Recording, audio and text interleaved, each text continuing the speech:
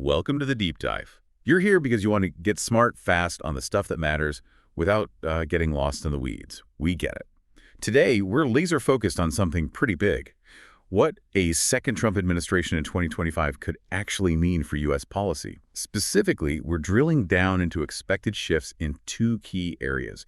ESG, that's environmental, social, and governance, and immigration. And to give you the clearest possible picture, we've pulled together a really diverse set of sources, actually. We've got the legal perspective on ESG in 2025 from Vinson & Elkins, LLP, the in-depth analysis of Project 2025's immigration proposals from the Niskanen Center, and Jackson Lewis PC's insights on a potential new travel ban. Okay. Plus, we're looking at a summary of key policy changes from Unfiltered Dose, drawing heavily on Project 2025, a YouTube discussion unpacking the implications of a second Trump term, and finally, the potential tax consequences outlined by the Committee for Responsible Federal Budget. Right. So our mission for this deep dive is, well, pretty straightforward. Extract the crucial takeaways from all this information about potential changes to ESG and immigration, see how they might connect, and ultimately what the broader implications could be, for you. Okay, let's unpack this. Starting with ESG, it sounds like the landscape could be shifting quite dramatically. That's definitely the expectation. Across our sources, the prevailing view is that we'll likely see a significant rollback of the ESG regulations that have been gaining momentum. The focus is expected to pivot, sort of, towards prioritizing economic growth, which could mean less emphasis on some environmental and social considerations, at least at the federal level. For you, this might translate to decreased corporate emphasis on broad ESG initiatives and potentially some near-term easing of reporting requirements. So the headline there for someone following this is likely less federal push on corporate sustainability and maybe more on the traditional bottom line. That's the general direction our sources anticipate, yeah. However, what's really interesting and maybe a bit counterintuitive is that while federal legislative and regulatory action on ESG might become less prominent, it doesn't mean the issues will just disappear. Not at all. In fact, the stage is kind of being set for a different kind of engagement. Okay, and where will we see that engagement play out then, if not through federal rules? Primarily in the courtrooms. That's the big prediction. ESG-related issues will increasingly be addressed through litigation. So the key insight here for you is that regardless of federal action, the ESG landscape will likely shift from, say, regulatory compliance to navigating a really complex web of lawsuits from both sides. And that creates uncertainty and potential costs, obviously. Okay. So if the federal government isn't setting the rules as much, the legal system could become a major battleground for shaping ESG outcomes. That makes sense. What kind of legal challenges are being anticipated? Well, the Vinson & Elkins analysis highlights the expectation of lawsuits from Republican state officials and possibly even Congress. These would likely allege antitrust violations against institutional investors, proxy advisors, and NGOs, claiming they're effectively colluding on ESG agendas and, stifling competition. Right. The scrutiny and information demands we've already seen regarding initiatives like the Net Zero Asset Managers or NZM, and the subsequent decisions by some big financial institutions like BlackRock pulling back from certain climate pledges, that really underscores this potential trend. So the argument from that side is that pushing ESG is somehow hindering free markets. Is that the idea? That's the core of their argument, yeah. A concern that ESG considerations are inappropriately influencing financial decisions away from pure returns. But conversely, we're also expected to see a rise in litigation from Democratic-led states. Okay, so action from the other side, too. Exactly. These lawsuits will probably center on greenwashing, the idea that companies are making misleading or, outright false claims about their environmental or social performance. California's ongoing legal actions against major oil companies are a clear indication of this approach, and Governor Newsom's efforts to, quote, Trump-proof the state, including actually earmarking funds for legal challenges, suggest this will continue to be a very active front. Wow. So we could see a situation where different states are actively suing companies based on completely different views of their ESG stances. That sounds like it could create a very fractured legal environment for businesses. What about actions from individuals or private groups? Our sources suggest they will also be active in the courts, yeah? Pursuing both pro and anti-ESG agendas. We've already seen examples of greenwashing claims from private plaintiffs, like lawsuits questioning airlines' carbon offset programs, for instance. And on the other side, there's an expectation of increased reverse discrimination lawsuits challenging DEI diversity, equity, and inclusion initiatives. Right, DEI. It sounds like the legal landscape around ESG is about to become a lot more complex and potentially costly for everyone involved. Now, a key part of the ESG world is shareholder proposals, right? Will we see any changes there? Well, the prediction is that ESG shareholder proposals will continue to be submitted at high rates. These are often a tool, for investors to push companies on ESG issues. However, the significant change will likely come from the SEC, the Securities and Exchange Commission. Under a Trump-appointed chair, the Vinson and Elkins analysis suggests a more restrictive approach to these proposals. More restrictive how?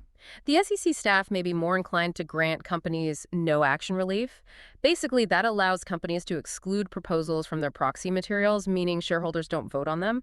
And this could affect both proposals pushing for more ESG action and those seeking to roll it back. So even if the proposals are filed, they might not actually make it to a shareholder vote as often. Okay. That could definitely shift the balance of power in how ESG issues are addressed within companies. Now, many companies have made pretty significant public commitments to ESG goals over the last few years. What's the outlook for those? Yeah, that's a big question. The expectation is that many companies will likely reevaluate and, in some cases, scale back or maybe even abandon some of their publicly stated ESG goals. And there are several factors likely contributing to this. Okay. Firstly, some of these goals were, let's be honest, pretty ambitious and aspirational. The practical challenges of implementation, especially in a potentially less supportive regulatory and economic climate, are becoming apparent. Secondly, 2025 is actually a point where many companies will be reporting on interim milestones for their longer-term targets, and some may find they are just not on track, leading to adjustments. Makes sense. There's also a potential safety in numbers dynamic. If some companies start to backtrack, others might feel less pressure to maintain really aggressive goals. Right. If the prevailing wind shifts, maybe no one wants to be sticking their neck out quite so far. Exactly. Plus, the current political climate might lead some companies to perceive a higher reputational risk in aggressively pursuing certain ESG goals, particularly around DEI. The fear of being accused of wokeness or facing political backlash could lead to a more cautious approach. I see. And then there's the risk of greenwashing liability if they fail to meet ambitious targets they set. That's another significant factor. And finally, just the overall political tone set by the administration could simply embolden companies to quietly de-emphasize some of their ESG commitments. So we could see a significant recalibration of corporate ESG ambitions, potentially a step back in some areas. Now, the federal government does take a less active role in pushing ESG. Does that create a vacuum? Who fills that space? That's a key point our sources, particularly Vincent and Elkins, make. They argue this federal pullback is expected to empower U.S. states and international actors to become the de facto drivers of ESG standards for many U.S. companies, especially the European Union, with its Corporate Sustainability Reporting Directive, the CSRD. Right, the CSRD. And its concept of double materiality, which is interesting. It looks at both the financial impact of ESG factors on a company and the impact of the company's operations on society and the environment. That's different from the U.S.'s traditional focus on just financial materiality, basically, only ESG factors that clearly impact a company's bottom line. A broader scope in the EU. Definitely. And this difference in approach could lead to inconsistencies and increased compliance costs for companies operating globally or even just across different state lines here. We're already seeing states like California, along with others like New York, Illinois, Washington, Minnesota. They're advancing their own climate disclosure legislation that could further fragment the regulatory landscape. So even without strong federal mandates, companies will still face ESG pressures, just from different, maybe more diverse directions. Okay, that gives us a really insightful look at the potential ESG landscape. Now, let's pivot to immigration. Our sources, especially the Niskanen Center and Unfiltered Dose, paint a pretty detailed picture here, particularly concerning something called Project 2025. Right. What exactly is Project 2025? Right. Project 2025, as highlighted by the Niskanen Center, is a really comprehensive policy plan. It was developed primarily by the Heritage Foundation. It's essentially the blueprint for what a second Trump administration intends to do across the entire federal government. And immigration is a central pillar of that plan. It goes significantly beyond the policies of the first Trump term, outlining a much more detailed and, well, arguably more ambitious agenda to reduce both legal and illegal immigration and to dramatically increase federal control over immigration matters. Okay, so this isn't just a continuation of past policies. It's a much more fleshed out strategy, a real game plan. What are some of the key ways Project 2025 aims to limit legal immigration, maybe without needing new laws from Congress? The Niskanen Center's analysis is very informative on this. They point to a strategy of using administrative actions, things the executive branch can do on its own, to functionally limit several avenues of legal immigration. One significant area is the H-2 temporary worker programs. That's H-2A for agriculture and H-2B for other seasonal non-agricultural jobs. Okay. Project 2025 proposes halting any updates to the list of countries whose nationals are eligible for these visas. Now, given that these lists need regular updates to reflect changing geopolitical realities, doing that could effectively freeze the programs over time, and that would severely disrupt industries like agriculture, construction, hospitality, forestry sectors that really rely heavily on this labor. Wow.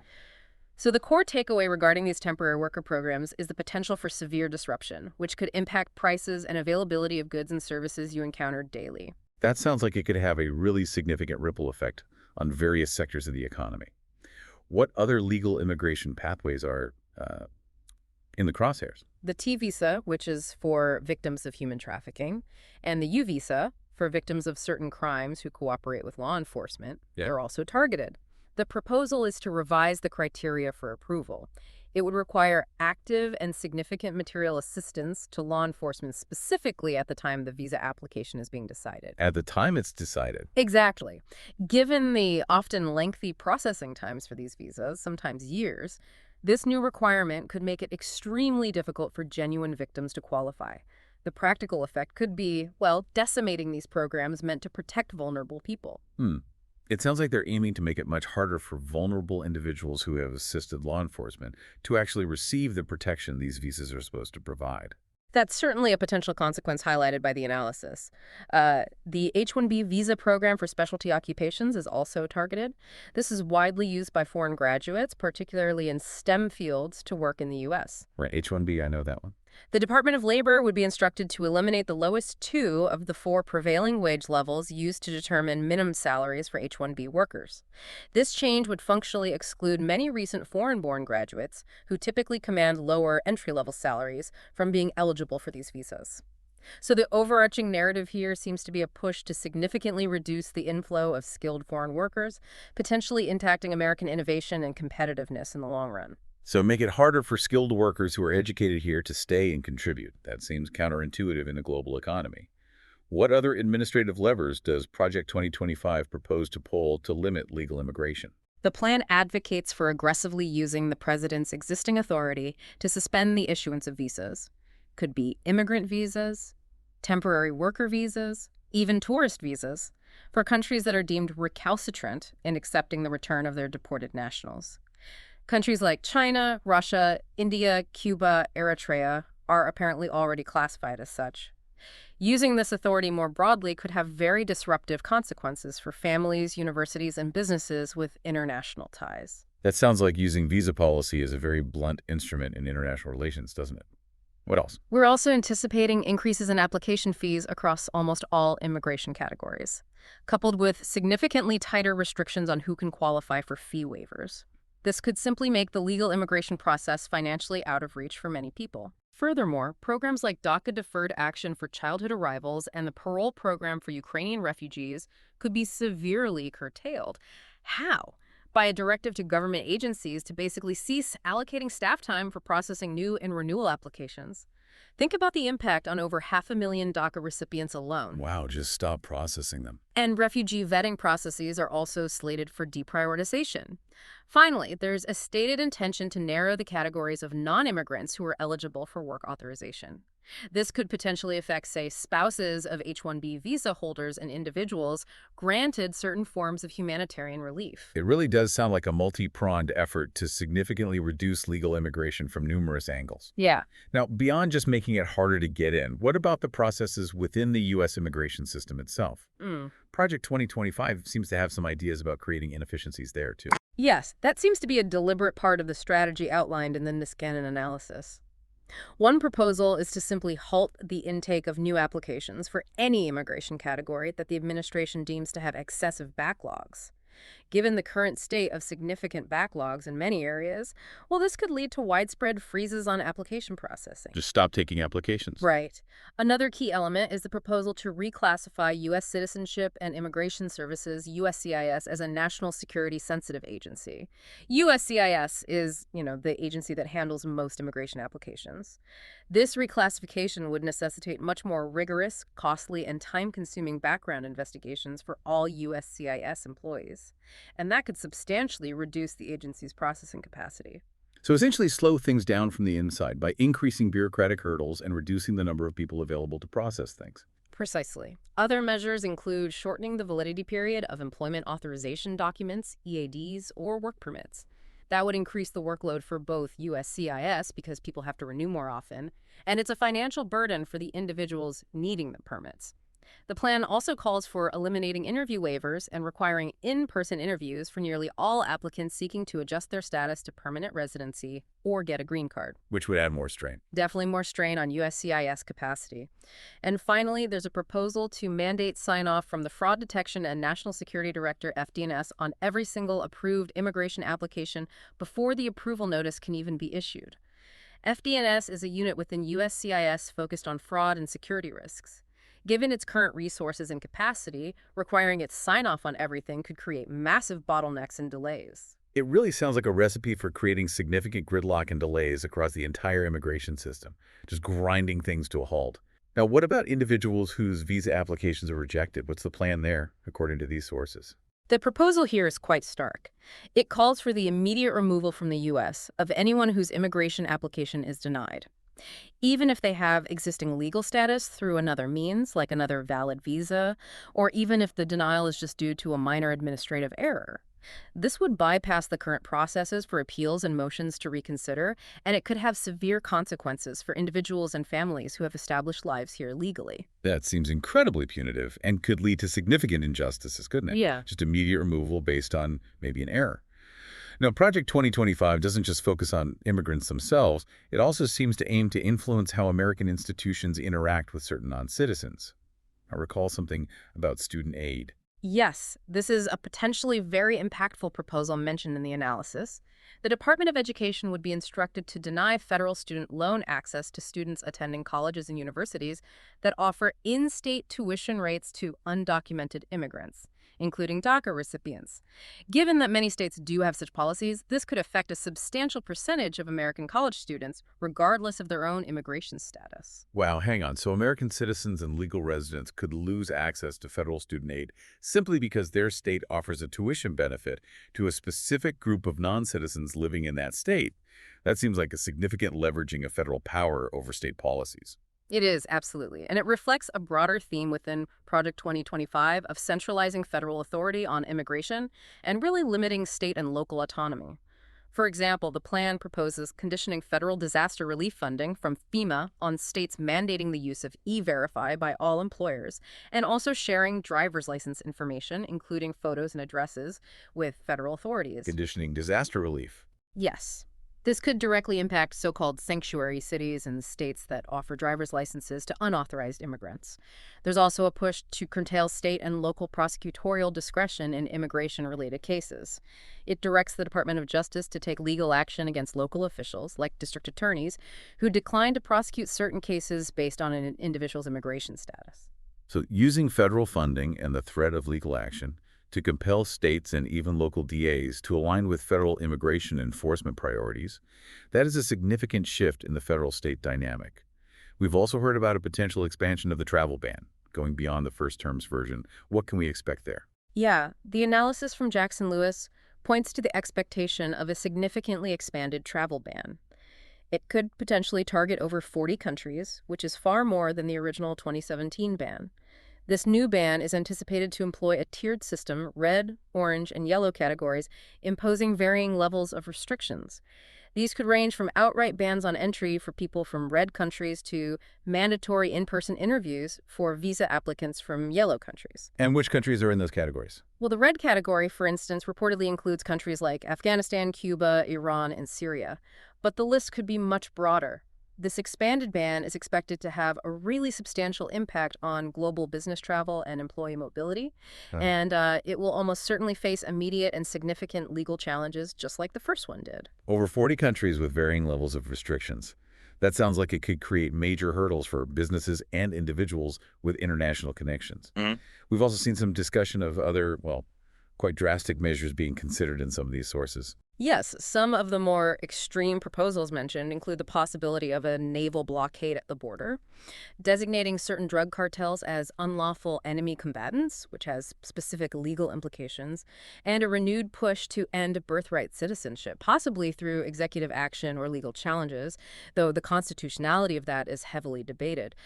These measures would likely face very significant legal and diplomatic obstacles. It truly sounds like Project 2025 envisions a fundamental reshaping of the entire U.S. immigration system, impacting everything from legal pathways to internal enforcement and the relationship between the federal government and the states. It's extensive. Now, we also looked briefly at the potential tax implications.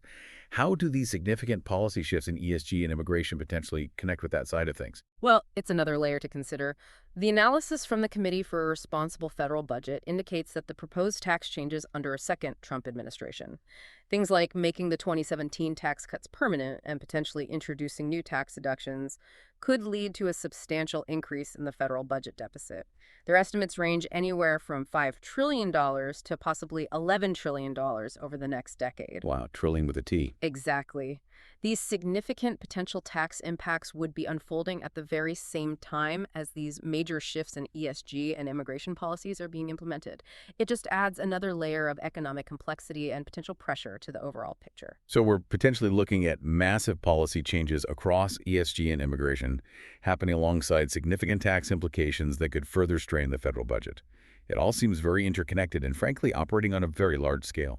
Absolutely. This deep dive has really just provided a condensed overview, but hopefully clear one, of the significant potential shifts in both ESG and in immigration policies under a possible second Trump administration. We've drawn insights from a range of expert sources, as we mentioned. What's particularly striking is the sheer scope and the interconnectedness of these anticipated changes, with Project 2025 really serving as a central guiding document, especially on the immigration side. Right. And it's crucial for you listening to remember that while we've outlined what these sources suggest might happen, the actual implementation and the ultimate consequences will be complex. They'll depend on numerous factors: legal challenges, international responses, political realities, the specifics of how these policies are actually enacted in practice. It's not set in stone. That's exactly right. It's vital for you, our listener, to consider how these potential policy directions might affect your own interests, whether those relate to your business operations, perhaps your investment decisions, your local community, or even just your personal life. These aren't isolated policy debates happening in a vacuum. They have the potential to create significant ripples across various aspects of society and the economy. So here's a final thought for you to consider as we wrap up. Given this potential shift towards state and international leadership on ESG, sort of filling that federal vacuum, and the anticipated disruption of established immigration processes through administrative actions and a much heightened focus on enforcement, how might individuals and organizations need to reevaluate their long-term strategies and decision-making in this potentially very different landscape? We definitely encourage you to explore the primary sources we've mentioned today if you want to gain an even deeper understanding of what might be on the horizon. Thanks for joining us for this deep dive.